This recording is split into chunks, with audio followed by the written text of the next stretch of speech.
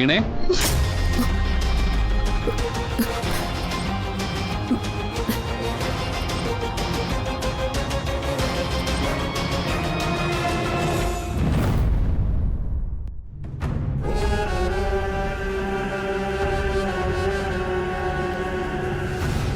നീ എന്തിയാ എവിടെ?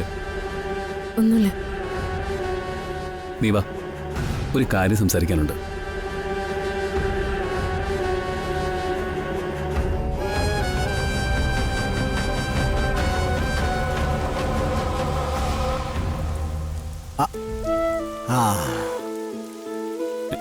ഈ വീട്ടില് നമ്മൾ 3 പേരല്ലേ ഉള്ളൂ.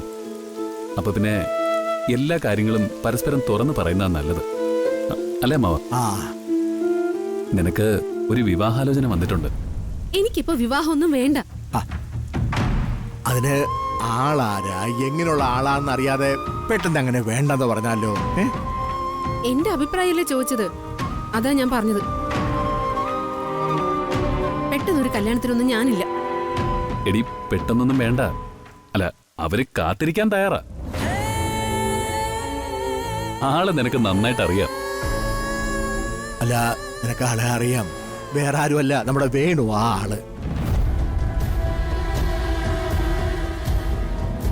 അതെ, ഈ വേണു ഹരിയോട് ഇങ്ങോട്ട് വന്ന് പറയുകയായിരുന്നു. അതിപ്പോ മോളെ, എനിക്കും അതൊരു നല്ല കാര്യമായിട്ട് തോന്നി. അതാവുമ്പോ നീ ഇവിടെ തൊട്ടടുത്ത് തന്നെ ഉണ്ടാവും. വേണുവിനാണെങ്കിൽ ഒരു തരത്തിലുള്ള അയോഗ്യതയില്ല. ഇനി നിന്റെ അഭിപ്രായം പറ. എന്നെ നിർബന്ധിക്കരുത്. എനിക്കിപ്പോ വിവാഹമൊന്നും വേണ്ട. അല്ല, അങ്ങനെ പറഞ്ഞാൽ പറ്റില്ല. അത് വേണം.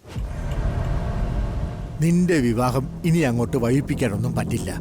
മാത്രമല്ല, നിന്നെ വിവാഹം കഴിച്ച് അയച്ചിട്ട് വേണം ഇവനൊരു ആലോചന നോക്കാൻ. അമ്മാവ, മോളെ, നീ സീരിയസ് ആയിട്ടൊന്ന് ആലോചിച്ചു നോക്ക. എടാ, എന്നിട്ട് നമുക്ക് അവരോടൊരു മറുപടി പറയാം.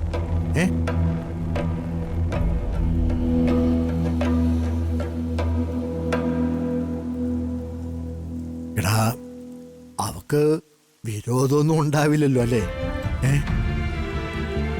അല്ല, വേണുവിന്റെ പേര് പറഞ്ഞപ്പോ അവളത് പറയുമായിരുന്നല്ലോ. പിന്നെ ഒന്ന് ഇടപെടിന്നാവുമ്പോ ഒരു ബുദ്ധിമുട്ടുണ്ടാവും, അല്ലേ? അതാവും. അല്ല, നിന്റെ പ്ലാൻ എന്തുവാ? നിനക്കൊരാളെ നോക്കി തുടങ്ങണ്ടേ?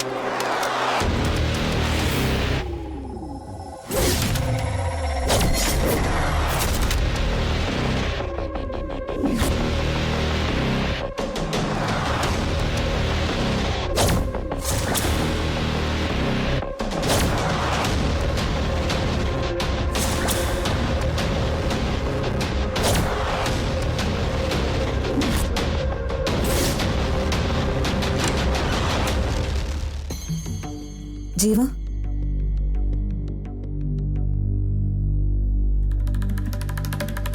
എന്താ നീ കാണിച്ചിരിക്കുന്നത്?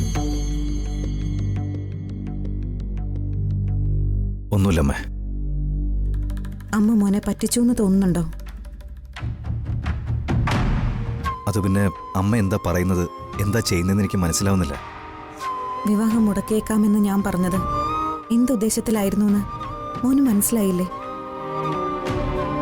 അതുകൊണ്ടല്ലേ നിത്യയുടെ അച്ഛനും ചെറിയച്ഛനും തമ്മിലുള്ള വഴക്ക് തീർന്നത്?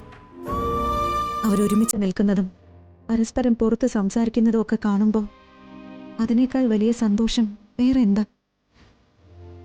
അല്ലാതെ അമ്മ അവളെ വേണ്ടാന്ന് പറയുമെന്ന് മോൻ കരുതിയോ?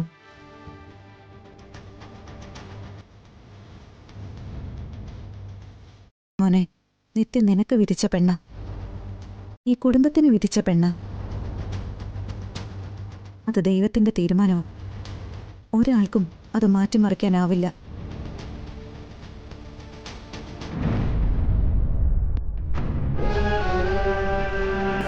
എന്നാലും എനിക്കെന്തോ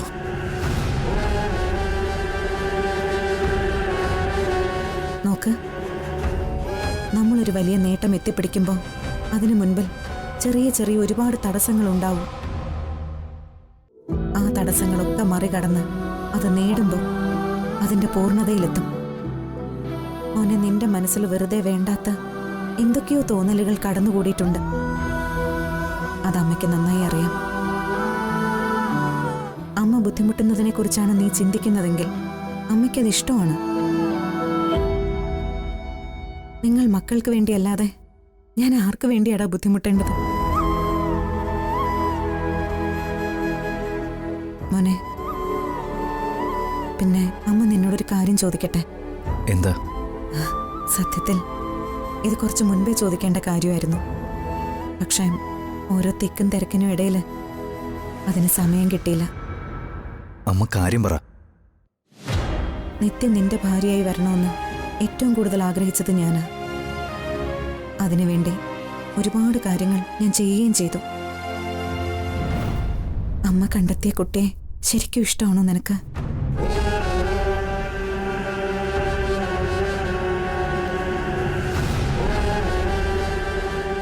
പറയൂ.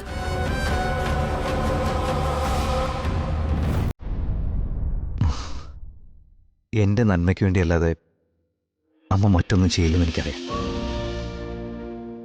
അമ്മ എന്നെ സ്നേഹിക്കുന്ന പോലെ ഈ ലോകത്ത് വേറെ ആരും എന്നെ സ്നേഹിക്കില്ല.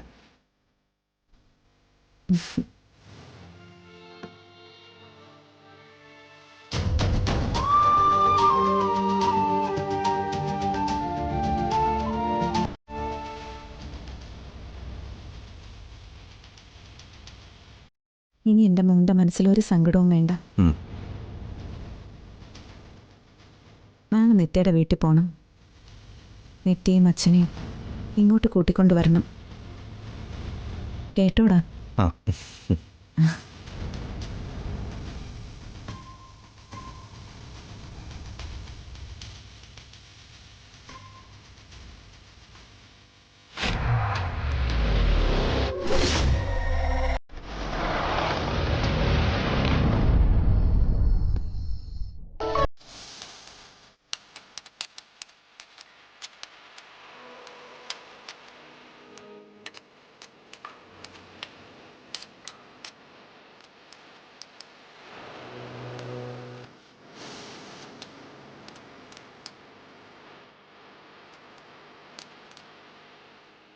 അച്ഛനെന്താ കഴിക്കാത്തെ? കുറെ നേരം ആയല്ലോ ചെറിയച്ഛൻ ഭക്ഷണം കഴിക്കുന്നത് നോക്കിയിരിക്കുന്നേ. അതിന്റെ കാരണം എന്താന്ന് അവനറിയാം. കുഞ്ഞായിരുന്നപ്പോ അച്ഛനും അമ്മയും വാരി കൊടുത്താൽ ഇവൻ കഴിക്കില്ല. ഏട്ടൻ കൂടെ ഇരിക്കണമെന്ന് പറയും. ഞാൻ പ്രത്യേകിച്ചൊന്നും ചെയ്യണ്ട, നോക്കിയിരുന്നാ മതി. അവൻ വാരി വാരി കഴിച്ചോളൂ, അല്ലടാ? ഏട്ടൻ വെറുതെ നോക്കിയിരിക്കുകയാണെന്ന് ഏട്ടന് തോന്നുന്നതല്ലേ? ആ നോട്ടത്തിൽ എനിക്ക് കിട്ടുന്ന കരുതൽ എന്താണെന്ന് എനിക്കല്ലേ അറിയൂ. പിന്നെ എന്നിട്ടാ രണ്ടുപേരും കൂടെ വഴക്കിട്ട് കടന്നിരുന്നേ. മാർക്കറ്റിൽ വെച്ച് പലപ്പോഴും വല്യച്ഛനെ കാണുമ്പോൾ എനിക്ക് തോന്നിയിട്ടുണ്ട് ഒരു വാക്കെങ്കിലും സംസാരിക്കുമെന്ന്. എവിടുന്ന്? അവിടുന്ന് രണ്ടാളും പിണങ്ങിയല്ലേ പിരിയാറ്. ആ സുധി, ചെറിയച്ഛൻ വീട്ടിലെ അച്ഛനെ കുറിച്ച് എന്തെങ്കിലും പറയാറുണ്ടോ? പറയാതെ പിന്നെ. ഞാനോ ശ്രുതിയോ എന്തെങ്കിലും തെറ്റ് കാണിച്ചാ അതിനെക്കുറിച്ച് അച്ഛൻ ഒരു ക്ലാസ് തന്നെ എടുക്കും. അവിടേക്ക് എടുത്ത് ഉദാഹരിക്കാൻ ഒരൊറ്റ ആളേ ഉള്ളൂ, സദാനന്ദൻ, മൂപ്പറുടെ ഏട്ടൻ. ഇവിടെ പിന്നെ അങ്ങനൊരു അവസ്ഥയില്ല.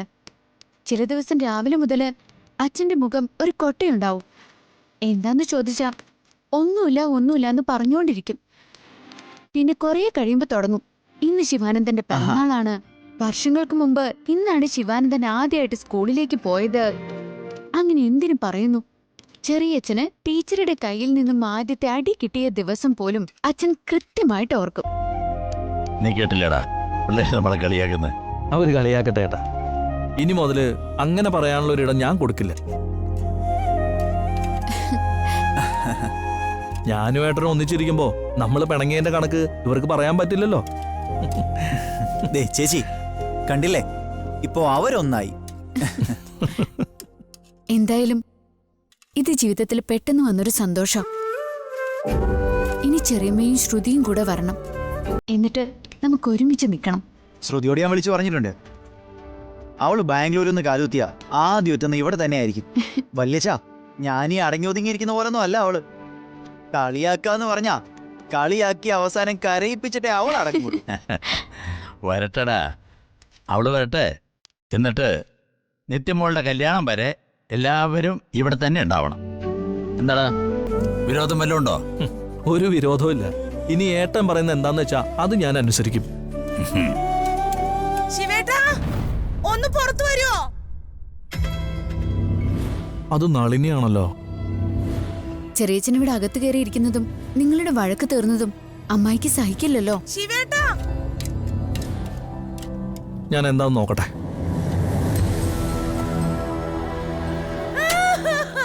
അമ്മേ വരും, അമ്മ കരയാതെ.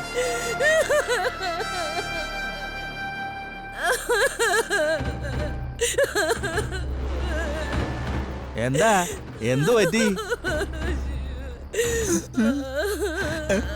എന്താന്ന്? അമ്മ കൊറേ നേരം ഈ കരച്ചിൽ തുടങ്ങിയിട്ട് ഈ നേരം വരെ ഒരു പച്ചവെള്ളം പോലും കുടിച്ചിട്ടില്ല. അതെന്തു പറ്റി നളിനി? ഉപവാസം വല്ലതും ഉണ്ടാ?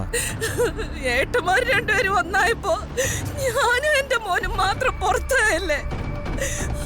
ഞങ്ങൾ ഒന്നായത് കൊണ്ടല്ലോ. നിനക്കും നിന്റെ മോനും പുറത്തേക്കുള്ള വഴി വെട്ടിയതേ നിന്റെ പ്രവൃത്തി കൊണ്ട് തന്നെ അല്ലേ?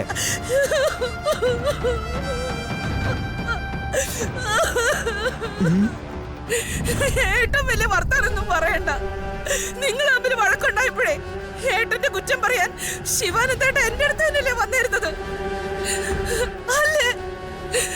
എന്റെ കുഞ്ഞേട്ടന്റെ സങ്കടമല്ലേ കേക്കാൻ ഞാനല്ലേ ഉള്ളൂ എന്ന് പറഞ്ഞിട്ട് ഞാൻ തന്നെയല്ലേ കേട്ടോണ്ടിരുന്നത്. അല്ല, അമ്മ ഇപ്പൊ എന്തിനാ വന്നേ?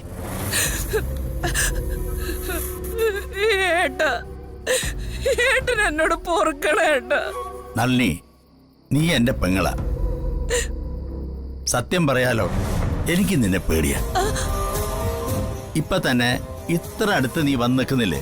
നിന്റെ കയ്യിൽ വല്ല കത്തിയോ കൊടുവാളോ ഉണ്ടോന്ന് പോലും എനിക്ക് സംശയമുണ്ട്. ഇങ്ങനെ ചങ്കിക്കുത്തുന്ന വർത്താനം പറയല്ലേ ഏട്ടാ. ശരിയാണ്, എന്റെ മോന്റെ മനസ്സിൽ വലിയൊരു ആഗ്രഹം ഉണ്ടായിരുന്നു. അത് നടക്കില്ലെന്ന് വന്നപ്പോ എനിക്ക് ഭ്രാന്ത് കയറി. ആ ഭ്രാന്തിന് ഞാൻ എന്തൊക്കെയോ വിളിച്ചു പറഞ്ഞു. ഏട്ടന്റെ ഇന്ന് കാശം വാങ്ങിച്ചു. പക്ഷെ അതൊക്കെ ചെയ്യുമ്പോ ഞാൻ കരുതിയത്, എടി നമ്മുടെ കുടുംബം ഒന്നിച്ചുണ്ടാവണം, നമ്മുടെ കുട്ടികള് ഒന്നിച്ച് ജീവിക്കണം എന്ന് പറയൂന്നാ. കുഞ്ഞിലെ ഏട്ടനറിയാലോ, മോഹിച്ച സാധനം കിട്ടിയില്ലെങ്കിൽ പിന്നെ ഞാനത് എങ്ങനെങ്കിലും നശിപ്പിക്കുമെന്ന്. ഏട്ട അങ്ങനെ പറ്റിപ്പോയത് എന്റെ കയ്യിന്ന്. അമ്മാവാ, എടുത്തു മാറ്റണ അത് മോന്തേന്ന്.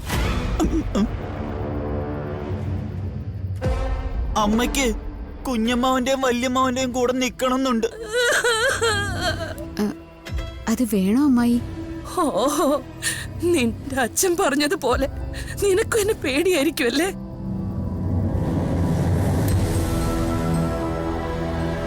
പക്ഷെ വാശിപ്പുറത്ത് എന്തെങ്കിലുമൊക്കെ ചെയ്യുന്ന ഒരു നളിനിയെ മാത്രമേ നിങ്ങൾ കണ്ടിട്ടുള്ളൂ. എന്റെ കൂടപ്പിറപ്പുകളെ സ്നേഹിക്കുന്ന ഒരു മുഖം നളിനിക്കുണ്ട്. കണക്ക് പറഞ്ഞ് ഇവിടെ നിന്ന് ഇറങ്ങിപ്പോയപ്പോഴും ഇടനെഞ്ചില് കുത്തി കുത്തി കുത്തി കുത്തി ഒരു വേദന ഉണ്ടായിരുന്നു. എനിക്കിപ്പോ ആരുമില്ല, തന്റെ തള്ളയില്ല, ആങ്ങളമാരുമില്ല. കഴിഞ്ഞോ? എന്നോട് നിങ്ങൾക്ക് പൊറുക്കാൻ പറ്റുമെങ്കിൽ ഒരു കുഴപ്പമില്ലാതെ കൂടെ നിന്നോളാന്ന് പറയാൻ വന്നതാ ഞാൻ. ഏട്ടന്റെ കയ്യിൽ നിന്ന് വാങ്ങിയ പണവും ഞാൻ തിരിച്ചു കൊടുക്കാം. ഏട്ടൻ അതുകൊണ്ട് നിത്യമോളുടെ കല്യാണം നടത്തിക്കൂടെ? എനിക്ക് ഏതെങ്കിലും ഒരു മൂലയിൽ ഒതുങ്ങി നിന്ന് അതൊന്ന് കണ്ടാ മതി ഏട്ടാ.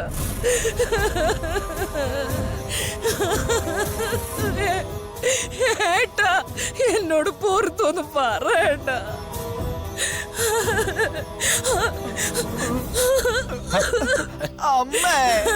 അല്ലെങ്കിൽ ഞാൻ ഇവിടുന്ന് പോവൂല. ഈ ഉമ്മറപ്പടിയിൽ തന്നെ തന്നെ ചാവും ഞാൻ. അമ്മ പറഞ്ഞ അത് അങ്ങനെ തന്നെ ചെയ്യും വല്യമ്മാവ.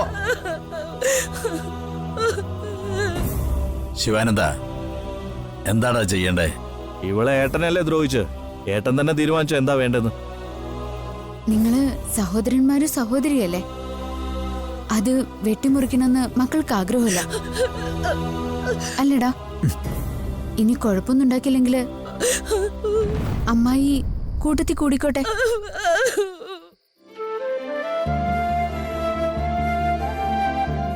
എഴുന്നേൽക്ക്, എഴുന്നേൽക്കാൻ, എഴുന്നേൽക്കാൻ.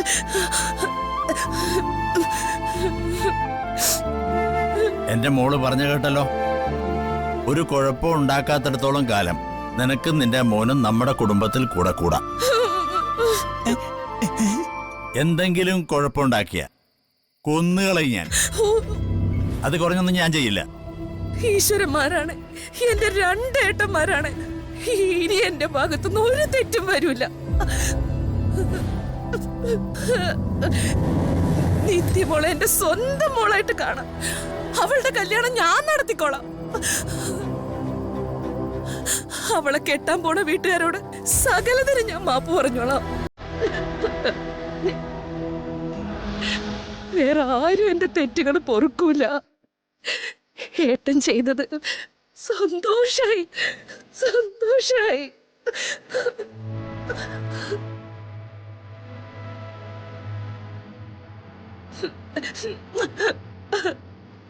ആ, അകത്തേക്ക് കയറ്.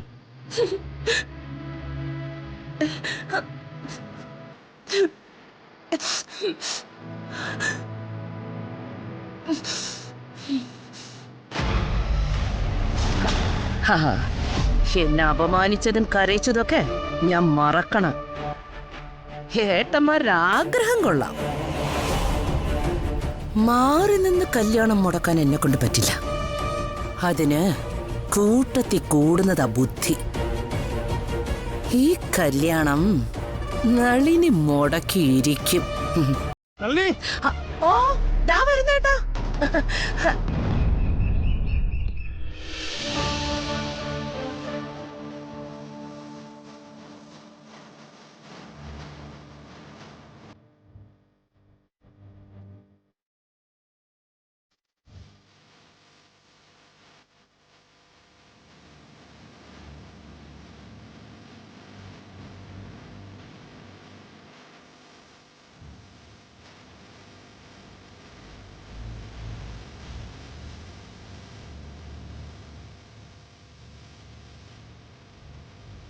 അയ്യോ, ഇവിടെ ആരുമില്ലേ?